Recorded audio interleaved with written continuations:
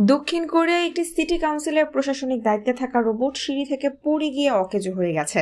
স্থানীয় সংবাদ মাধ্যমগুলো এটিকে আত্মহত্যা বলে অভিহিত করছে। কাজের চাপের কারণে রোবটটি স্বেচ্ছা মৃত্যুর পথ বেছে নিল কিনা এমন প্রশ্নও তুলছে স্থানীয় সংবাদ মাধ্যমগুলো। দক্ষিণ কোরিয়ার গুমি সিটি কাউন্সিলের হয়ে রোবটটি প্রশাসনিক কাজ করত বলে এক প্রতিবেদনে জানিয়েছে ডেইলি মেল। প্রতিবেদনে বলা হয়, রোবটটি দৈনিক নথি সরবরাহ, শহরে প্রচারণার কাজ এবং স্থানীয় বাসিন্দাদের তথ্য প্রদানের সঙ্গে জড়িত ছিল। গুমি সিটি কাউন্সিল জানিয়েছে, তাদের রোবট কর্মকর্তা গত সপ্তাহে 2 মিটার উঁচু সিঁড়ি থেকে নিচে পড়ে যায়। এরপর থেকে সেটি অকেজো হয়ে যায়।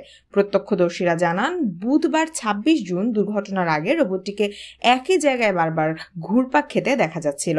তবে রোবটটির পড়ে যাওয়ার সঠিক কারণ নিয়ে এখনো তদন্ত চলছে বলে জানিয়েছেন সিটি কাউন্সিলের একজন কর্মকর্তা। তিনি বলেন, রোবটটি ভেঙে যাওয়ার টুকরো সংগ্রহ করা হয়েছে এবং কোম্পানি সেটি বিশ্লেষণ করবে।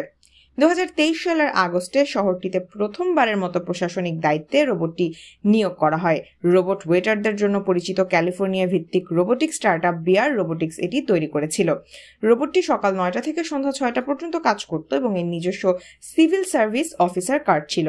এটি লিফট ব্যবহার করতে পারত এবং স্বাধীনভাবে মেঝেতে চলাচল করতে পারত।